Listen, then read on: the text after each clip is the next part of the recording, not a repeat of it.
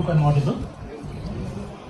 So I want to start off with something like a reality check before I start the presentation.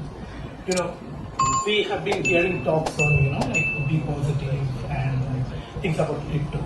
I just referred to a very well-known story. During the days of Wild West in America, there was this gold rush in California. So there were a lot of prospectors used to go to the new world of California to get the gold. Many got immensely rich and many lost all their savings, many lost their lives.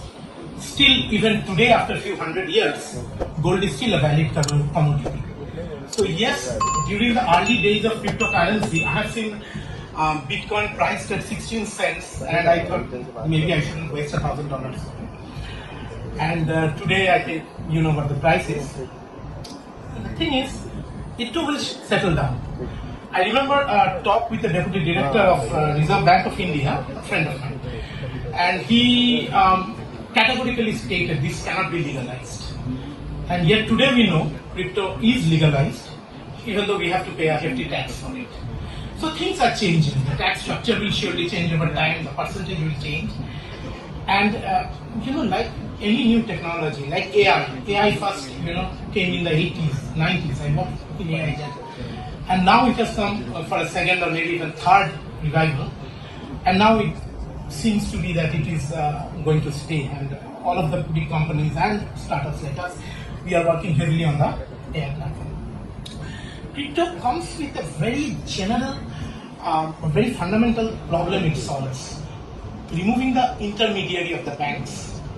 That's a good solution in any way. But then it also supports Hawala in a more organized format, in a much more harder to detect format. So yes, it has its pros and cons, but over time it is expected to settle like any new technology. Today I'm going to talk about a whole lot of things, time permitting. I have quite some experience in the software industry, created some products. One company where I was leading 3 of the products went IPO, very good IPO, $82 on the very first day, called Exchange City. I was the tech lead for the 3 products there. And I worked at another company I just mentioned. We were the first company to annotate the human genome. It was nice, heavy experience. 42 supercomputers, 6.5 months for 1 round of annotation of the human genome. Coming to blockchain, I briefly touch about the history. It's after lunch, all of you are tired. Are you all tired? So, many people think that all this started with the semi-fictitious character of Satoshi Nakamoto. But the concept, the mathematics, they were before that. As you can see here, cryptographers talked about these concepts. So he was the first. Reusable proof of work was also didn't start with him, it was with Halfini. But this distributed blockchain, this whole idea, when you have a large group of people who do not fundamentally trust each other, can you get them a distributed ledger to them that they don't have to trust, and yet they know the accuracy. And it starts with this very simple concept of democracy. If 51%, more than 50% agrees that yes, this is the golden copy, and that is what comes into play. It actually brought another interesting aspect of the cryptocurrency. At one point, over 60% of the hashing was controlled by one single country, China. Recently, with the ban of the crypto trading officially, that changed. I do not know the current percentage, but I hope it is below 50%. But there are black places very soon. So you understand the distributed blockchains. I'm sure you have already attended stuff to get in. But it's like a ledger which has been distributed, so nobody has to trust each other. Obviously, you can see one big advantage or use case of such a blockchain is in business-to-business commerce or transactions. You deal with 20 vendors. Do you want to have a way where everyone can trust each other's account, at least between them, without having to refer to any third-party authority? It eliminates unnecessary third-party from the picture. Who is Satoshi Nakamoto? I do not know. People claim to know him. There are pictures of him. I'm not sure if he is even a single character or a group. But there is one thing I would strongly suggest you. read the paper that he has published, which started all this great thing and for which all of you are sitting there. It's a very interesting read, a bit technical, but I'm sure all of you can understand it. So, what is blockchain? It's a decentralized peer-to-peer network. Oh, my slides are not changing. Sorry. You should have told me, right? Let's go through the slides. Why didn't it change? They are not synchronized. These are the people I was talking to you, and you were feeling, what am I talking about? This is the guy, it's supposed to be his picture. So this is, okay. So decentralized peer-to-peer networks, where each participant maintains a shared copy of the ledger. Now you see, I am a systems architect, software architect for a long time. And when I hear this, the first thing that comes to mind is extremely redundant. So, if you have a wallet, you have a copy of the entire blockchain. And that is okay at the beginning, but as it grows over time, every transaction is recorded in the blockchain, your hard disk requirement increases. Extremely inefficient. Yes, that is true. But yes, that is also one way of ensuring that you have the proper copy of the truth and nobody can defraud you. So there's a lot of initiatives is to ensure the accuracy of the data, because what they are trying to do, remove an established system where we rely upon your bank to be the source of truth. So if the bank is not the source of truth, then how can you trust each other? There is no government behind it. So they have to go the extra way. So everything is copied. Now here is the other part of this. I will actually point out certain things which you will find useful later. So what happens if you, say an image, you want to put it in the blockchain, right? You want to create an NFT. Sounds great. Only problem is if large number of people start putting all their code and all the images in the blockchain grows. Everyone has a copy of everything. Just something to keep in mind. It maintains the replicas in sync through a consensus protocol, and the ledgers are immutable. So unlike a traditional database, you cannot change what you put into it. So how do the smart contracts and all this stuff work? They just put data on top of each other, and the algorithm is created so that the latest is referred and not the historical data. It's a typical This is the typical blockchain structure. Essentially, the next block relies on the hash of the previous block, and so on. And here all the transactions are entered. So this way, you cannot actually go back and change any data. That is an essential part. As all of you are students of management, you know that immutability of ledger is an essential functionality, and that this kind of algorithm ensures. Now, if you can it be broken? Of course. Once quantum computers become mainstream, it will be much easier to try to find out the hash for these people. So I'm not going into that. But for now, everything is good.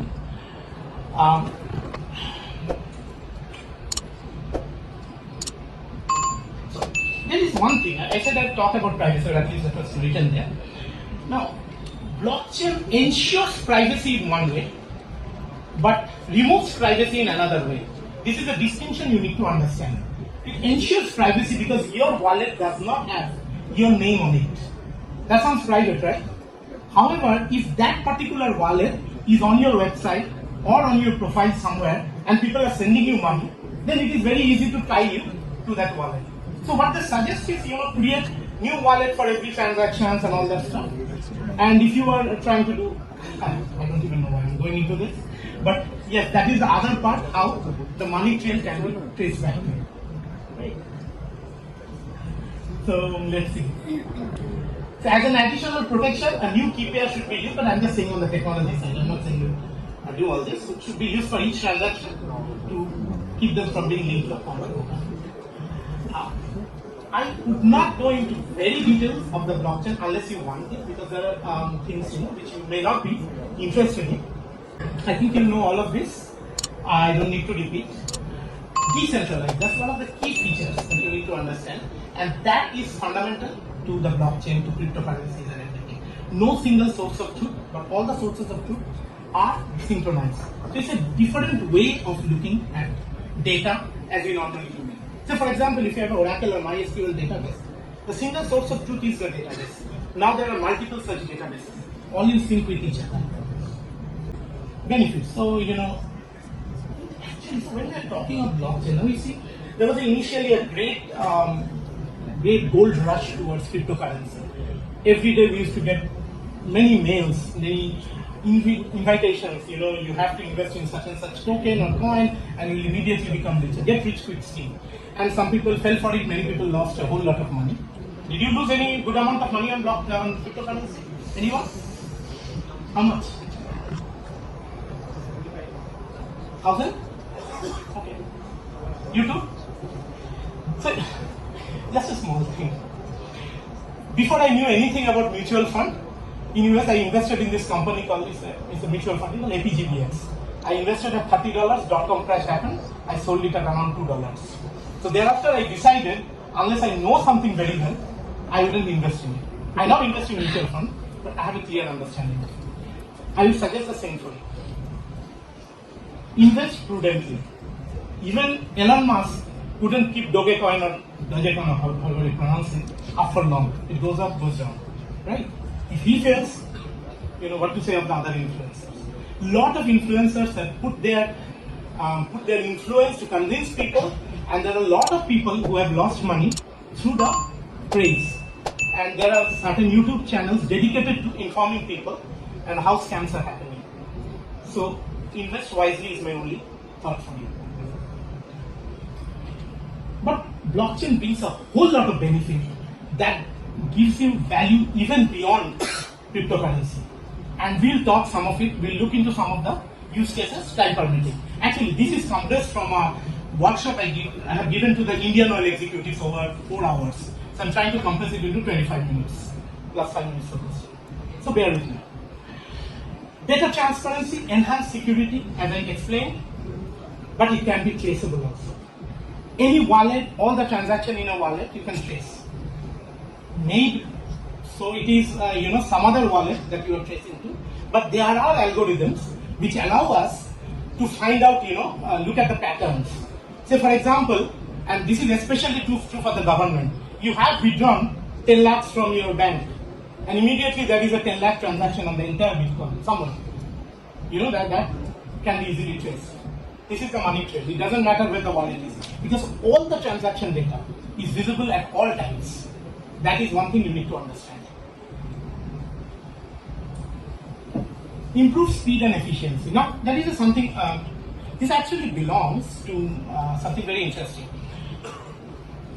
One of the ways to ensure all these great features is to have something to, there is this concept of proof of work.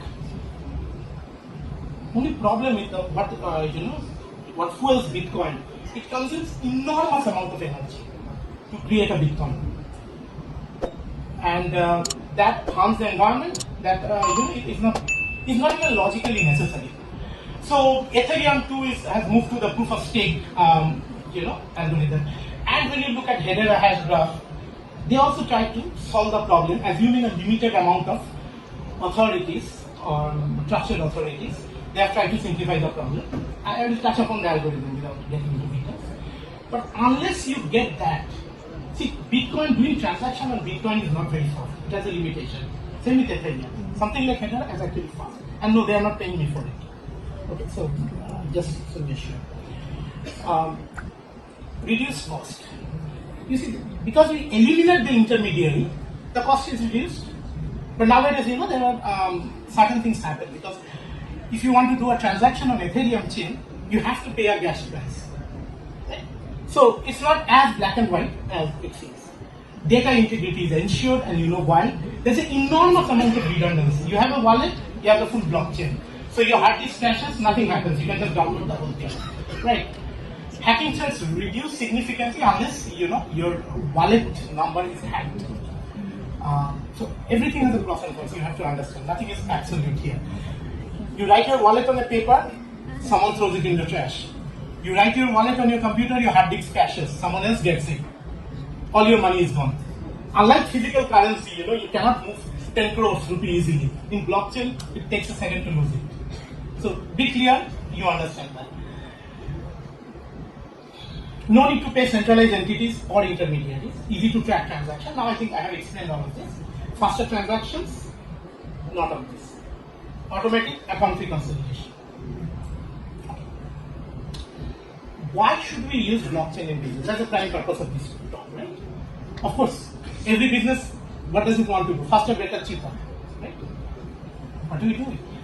Look at several businesses. Look at logistics. Track the data in the blockchain. Look at land records, as someone was mentioning. Track the data in the blockchain. That's an immutable way of saying, A, finding out, what are the transactions happen, and B, to ensure that nothing, nobody can steal your property, even if you lose the documents and stuff like that. Because the record is kept.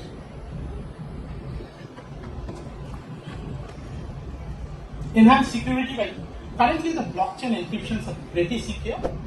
I do not know of any instance where the basic security encryptions have been broken. So yes, they are pretty secure. Prevents tampering, as any tampering will be detected and rejected. So here's the thing, you have a copy of blockchain. What if you try to change it and publish it and say it's a true copy? Unless 51% of the entire community having a copy of the data agrees with you, you will have no luck. So that is one problem. See, I will always talk about. Sorry about this.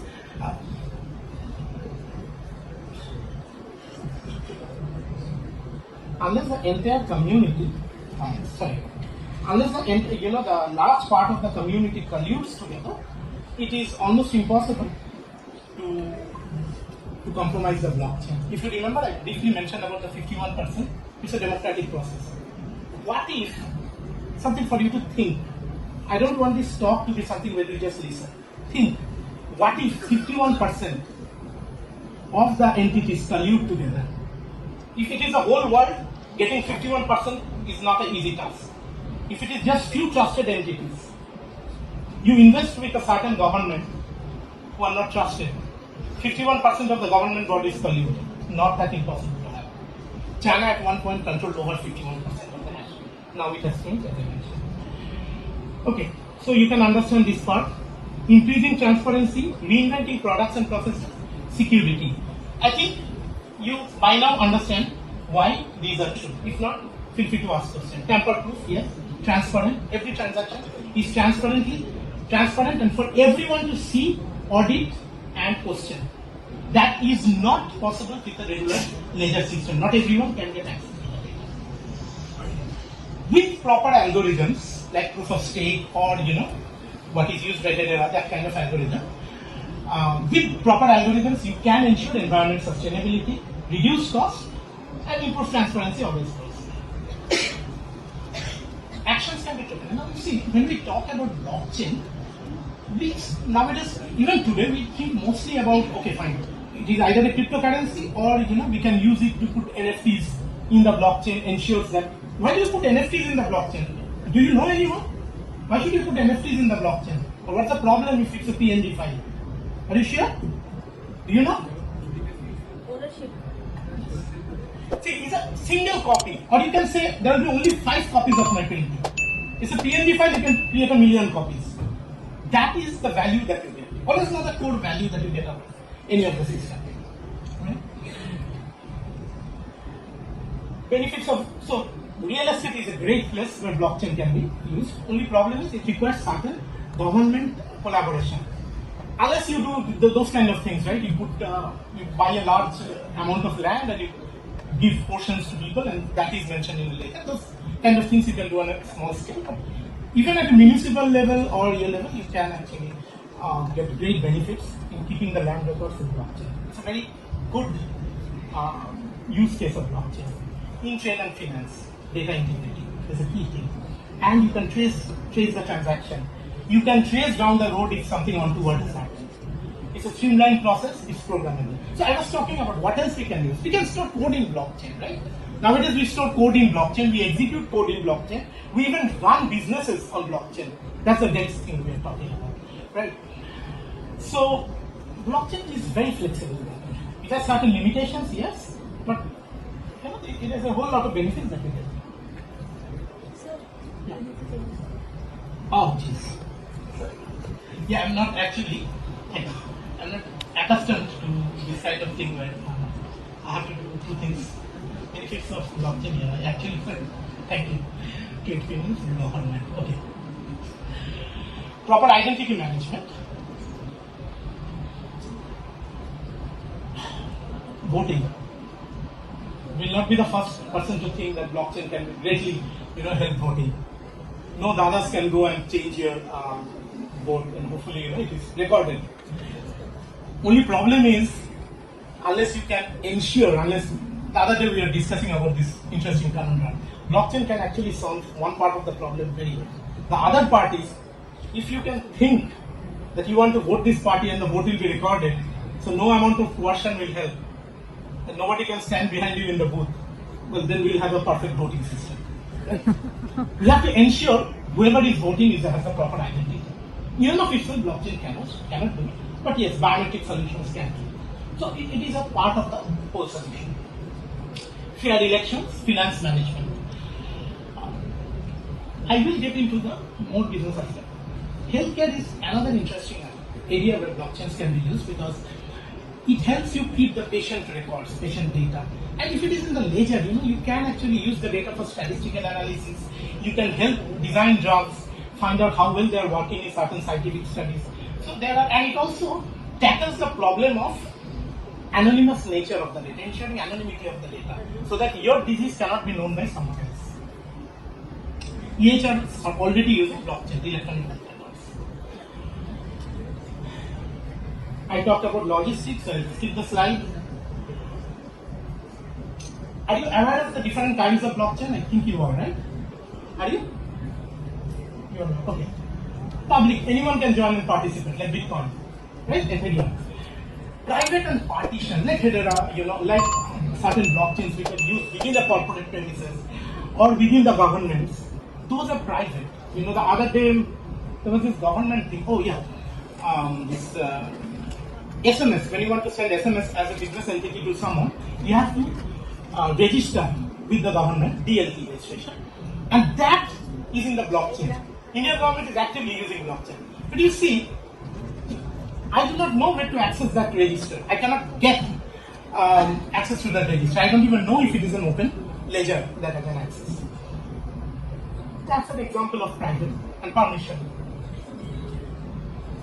But this also has a lot of use cases. Now, I will touch upon just one key point of each. Everything has its pros and cons. Right? The slides will be available, so for the brevity of this resource, I'll just talk about it. If it is public and permissionless like Bitcoin, one of the major problems is low scalability. It becomes slow. Bitcoin, a transaction takes time, sometimes minutes, several minutes, even half an hour. It can take. Ethereum is comparatively faster. Right? Permission, you can scale. If it is private, it will be extremely fast because only few entities hold the source of truth. Think of like a database. If any one of you are from systems or from the software industry, you would know that if a database is shared, a distributed system, a master-master application, master-slave application, clustered database, all of them suffer the penalty of slowness over a single database. Right? When it is being written, not master-slave, master-master, when it is being written at multiple sources, not from the read, where it's being written. But here everything is written, so yes, it can be slow. Private is very high scalability if it is permissionless, high scalability. So you can understand where it flows and why. And now consensus protocol. There are data. How do we ensure that we are all in agreement? You have a copy of the data, I have a copy of the data. How do you ensure we are in agreement? We have a consensus protocol. I talked about the proof of work, proof of stake. Proof of work is, you do certain meaningless large calculation and randomly you can get a chance to own a Bitcoin. That's your proof of work. It consumes humongous, CPU, power, electricity. So I have a 3090 I use for my work. Even RTX 3090. Even that is useless as far as generating Bitcoins. Unless I use specific ASICs, it's useless. And those ASICs are created mostly in China. Probably all of them are in China, and they first use them for 6 months to 1 year, mint out of them, and only then they sell it to you. And even then they are hard to get. So you can understand how easy it is. not every coin or token is created because people think, there is a very good use case. It is often created also because they think, hey, if I can create the currency, then I can, if I can make it popular, then I can hold how much money I make out of it. You understand, right? So proof of bond, these are different concepts of protocol. I will go into this. Proof of work, the traditional one, is number of transactions per second. I repeated it. And yes, significant, you can power cities with what it takes to consume Bitcoin. Small cities.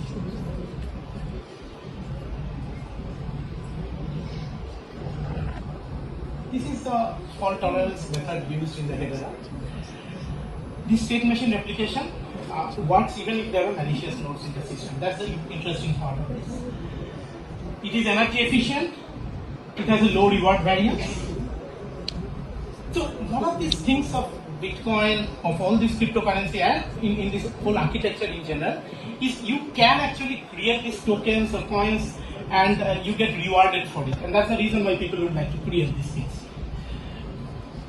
So you essentially mint money. When I first said to my father back in 2002, he said, you know what, that sounds illegal. Okay, so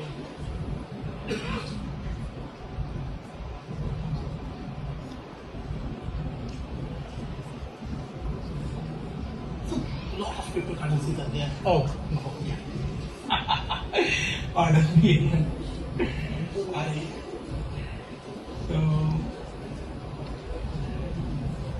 So these are the list of cryptocurrencies, and if you go back, I think I'll be more careful to ensure that all the slides are changed. Overview. So these are the ones that I showed before. These are the different, practical budgeting fault tolerance.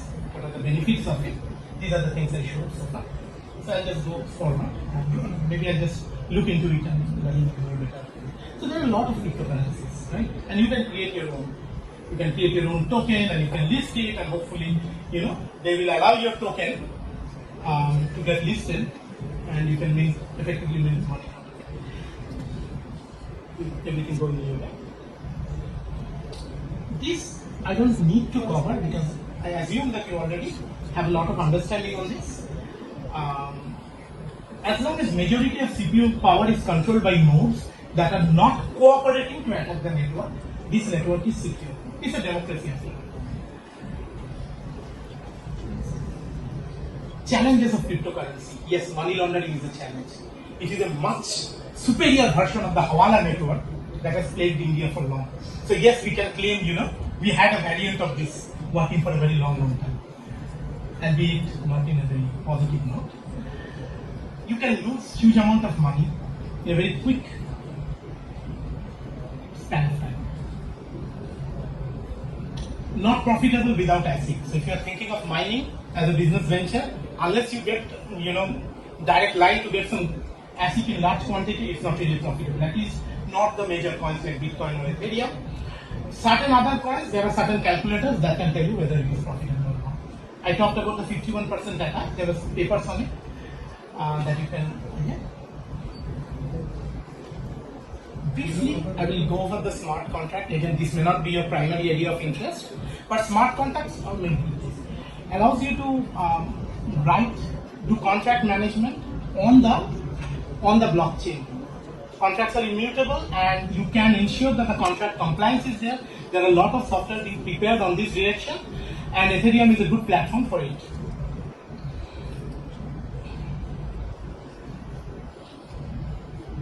dApps are decentralized, controlled by the logic. So, just good old programming that goes on in there. Not very complicated, it just has its own language. Remember, the code is immutable. You can add data down the road, and everything costs gas. There are DAOs, decentralized autonomous organization. You do not even need exchanges. Certain exchanges are there. You do not need organizations. You can have your entire organization running on the blockchain. And yes, it can do certain kinds of business. Now imagine this situation. You are all, many of you are trying to be an entrepreneur. How many of you are trying to be an entrepreneur? Yeah, quite a lot of you. Okay, think of organization running on the blockchain and operating just by the AI. Can you think of the possibilities? It is not bounded by almost any rules and regulations, and it can operate outside. Legal challenges of smart contract in India. Falls under Indian Evidence Act. Now, you see, I will talk about a couple of practical things. One is Indian courts are not very aware even of the electronic evidence even today. Even though there was very important judgment in 2014, Anwar versus Bashir, that defined that electronic evidence can be regarded as a primary evidence. Now, why am I saying this? Because if you have a ledger and if you want to use it as a proof in court, will the courts accept it? That, and even today, if you look at the latest judgment also, you still have to submit it in a CD. Thing is, you have to educate the court on it, and I do not know of any legal precedent where blockchain was brought into a court case and they successfully litigated. But I'm not saying theoretically it should be possible. Electronic evidence is primary evidence, and that has to be submitted according to 65 AB of the Evidence Act. It has never been tested in court. Well, there's one interesting thing that should give you excitement is that the government of India is very much in favor of blockchain and has done several initiatives, several POCs for blockchain-based products. I will touch upon some of them. One of these interesting POC was done by Tata. This is a screenshot as of yesterday night or evening. Look at the number of products, look at the number of departments onboarded, and these are real stuff. Number of transactions, and these are all from the government initiatives. These are some of the blockchain-based products, these are some of the departments, and you can all get it from the site. I just put it here for quick reference. So, the blockchain brings a lot of obvious benefit, and a lot of governments are adopting blockchain in various formats. Government of Estonia is a prime example. They used it for their health records and quite successfully, I might add. Indian government is using it for various aspects, and that gives many of the entrepreneurs here an option to work in this field or create a startup in this field and try to take your venture forward, because you have a very active support of the government, and that's something very good. Really, I have seen during my career that government so actively supports new technology, both in terms of AI, both in terms of blockchain. So this is this was the Gartner proposed roadmap. Phase 1 is already gone, but the thing I want you to focus on is the phase 3. This is where you can make maximum impact as a startup, because it will take you a few years before you can get traction for your startup. So, with complementary technologies, take blockchain, use complementary technologies like IoT, AI, and create decentralized self-sovereign entities. This I personally think is where there's the maximum potential. But of course, you can work with the encryption, the distribution part. I know there are companies who are trying to create, better tokens, better algorithms, and those things can also be. Even this company who is sponsoring this, they have also gone into that business. What is a decentralized self-sovereign entity? You have the full control over the privacy. That's one of the big benefits of it. Everyone controls their own data and devices. Your medical data, should you control it, or should some government entity, or what's the private entity controls it? It allows you to control your own data. So there is a lot of scope in that. There's a lot of concern on privacy. What if you can control your data? That's one of the key things we can do. These are the POCs by the NITI Aayog. Scalability challenges, Hashgraph is a solution. See, this slide was prepared sometime back. At that time, Hashgraph was recently coming up. But even then, I felt that was a very good solution for this. Because storage these are some of the points I discussed, right? Storage will increase over time. Scalability can be affected by architecture and configuration, processing power, etc. How do we get the people skilled in blockchain?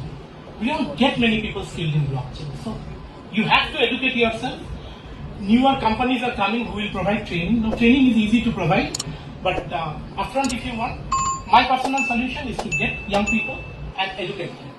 As simple as that. I cannot hope that people will come to the blockchain. So that's my answer to it. And of course, you can outsource it. You can outsource it to companies who are working in blockchain, and they can do it.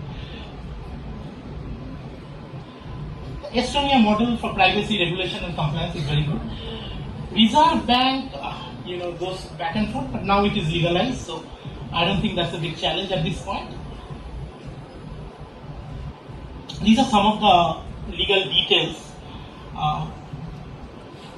Not tested, it should be covered by the newer regulations. So I think you are reasonably sure that you can enforce your contract on blockchain. So this can be a very good use in the legal industry, for lack of a better word, because the contracts should be enforceable. Not tested, should be enforceable. That number should give you energy, 3.1 trillion per year, Gartner estimates. So yes, there is a scope for startups everywhere around the world. And they claim that World Economic Forum, the 10% of the global GDP. World Economic Forum is not an unbiased entity. Gartner is more unbiased than that. So, take it with a pinch of salt. Blockchain spend in India has increased. Expected to record a CAGR. So, economic potential of blockchain by industry segment. So, if you are trying to start a business, this is where you should focus on. Now, if you see most of my presentation, because you are in a management institute, I'm assuming that either you will think of working in a startup or you will be in a position soon where you can affect the outcome of an organization. So the way I'm presenting is directed assuming those things. If you want to hold a clerical position in any organization, then I'm not yet addressing it. For that, the Q&A session will be there. Ask me any and all questions, I'll be happy to answer. So these are the places where you can actually see. You can create your startup or you can work in startups which are working in blockchain. This is the national level blockchain framework. So government is actually creating these fundamental pieces, the blocks of the blockchain that you can use. And that is a benefit. That is something we can leverage in our business. Think of blockchain not as a single solution by itself, but as a part of your tool belt. You need blockchain, you need IoT, you need AI. These will be, constitute a modern solution, Industry 4.0, and whole lot of automation that comes with the AI these days. All of this constitute a big picture in terms of the solution that you will create. Proof of storage, proof of existence, and predictive visual analytics. If government is providing integration points with national services, right? E-Aadhaar is a very interesting thing in Proman. DigiLocker, I'm sure most of you use. I use it. E-Proman is for senior citizens, and E-Sign most of us use it. So yes, there is a lot of effort going on in the government, and that I hope that you can leverage as part of your business. I will now, I don't know how much time I have left, but I will briefly touch upon some of the use cases of blockchain. Estonia did some really good job in the blockchain in maintaining their health records. So far it's a success story, right? Can you see how many minutes okay, we just completed that. So look at some of these cases, look at the PDF files. Siam Cement Group, it has also found a lot of benefit with blockchain, 50% faster, 70% cheaper. It's like a golden boy of blockchain. It's in the logistics, construction materials form. Our Tata Steel successfully executed a pilot project on blockchain. I have given more details that I am not being able to cover due to the limited. As with anything new, any technology, of course you need to do a SWOT analysis. That goes without saying. So this is simple SWOT analysis of the strength, opportunity, weakness, threat that you get out of the blockchain. Look into it, analyze it, add your own points, ask questions, know what you are getting into. This is the McKinsey report based on the industry segment. and you can see where the feasibility is high. In the financial services, the feasibility is high. Technology, of course. So this gives you a very good picture of the industry segments for you to target with blockchain. These are some of the use cases you can in general go with the blockchain. I talked about this before. This is who we are. We create a CRM product. We have released in 15th of August. It was a lot of effort, and we are in the process of releasing a news media where we are actively using the blockchain technologies. Single word news, what does it do? Unbiased news, unaffiliated media, hyperlocal, multi-language. Yes, yeah, that is what gives us the USP. But I don't want to talk about it in more detail. Reward for participation, gamification, and proof of origin number. This is how. You have any questions? These are my coordinates. Feel free to connect. And now we'll open the floor to any questions you may have. Any questions? Or are you to sit here? Yes, please. Sir, you mentioned about the use of blockchain in different countries, like Estonia, and you mentioned some of them. Can someone please give the mic? I'm having a hard time hearing you.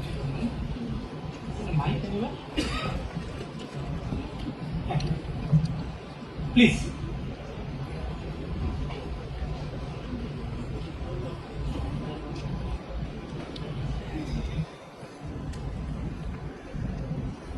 You can connect with me offline. Hello. Yes, please. Sir, you very beautifully mentioned about the use of blockchain in Estonia. These things have been also been in some African countries like Rwanda, etc. So, sir, what do you think about like Indian ecosystem? We in healthcare specifically, we have things like Aadhaar, and for the mothers we have things like Poshan, which is brought by the Digilover by Digital India Corporation. So, what do you think about how can this blockchain be implemented in these spheres? Whether it will be private blockchain network or it will be public, like available to everyone? See, the fundamental issue with the private, one of the first use cases which people think of when thinking of blockchain in the medical sector is of course medical record and anonymizing medical records and all that stuff. And when a private initiative is undertaken, the first thing is people lack a degree of trust in the private entities in maintaining the record. Their blockchain can definitely help because we know not only are the government, institution claiming that they have private records, they are also giving a proof that yes, these records are private. And it's to a large extent. So we know, yes, these are the records they have been maintained and these are all digital, these are private, they cannot be directly tied to me. And yet, they can be used, if someone goes to the emergency room with a certain problem, they can be used to find out all the back issues. So this, I think, consortium of private organization may be the very good way to apply this. All the big medical houses, the hospital chains like Apollo and all that, if they coordinate together and create this consortium, that can replace the government. There is a chance also the government will also pipe in, that we do not know, that depends on the Niti Aayog and all that stuff. But either way, I think the consumer benefits. Because fundamentally, you should be able to go to any hospital, any clinic, and they should immediately have your full medical record, but not the unscrupulous parties. Someone who can exploit you or sell you more medicine and all that stuff. So there is that risk, of course. Who gets the authority? Associate a medical record, the ledger may be public, but associate that medical record with you. And then the same people should have the authority to add or insert record into the blockchain. So some kind of a permission network seems like the good way to go about it. Thing with this is, are there any other users of blockchain? Sure. The other users could be in terms of the medicines. Where do the medicines go? Nowadays, a lot of medicines, especially critical medicines we have seen during Corona, without permission, they have even been shipped to China, Indian medicines, Bangladesh. Well, we can track it. If all the medicines, all these things are on the blockchain, we can see whether life-saving medicines are there. We can track if someone is hoarding the medicines and increasing the price. And not just in medicine, there are many fields where blockchain can significantly reduce the corruption, reduce the hoarding, and essentially make the whole system transparent. So I see a lot of potential, yes, in short. Any other questions, please? No more questions? Clear? Okay. Was it too easy, too complicated, or everything you knew already?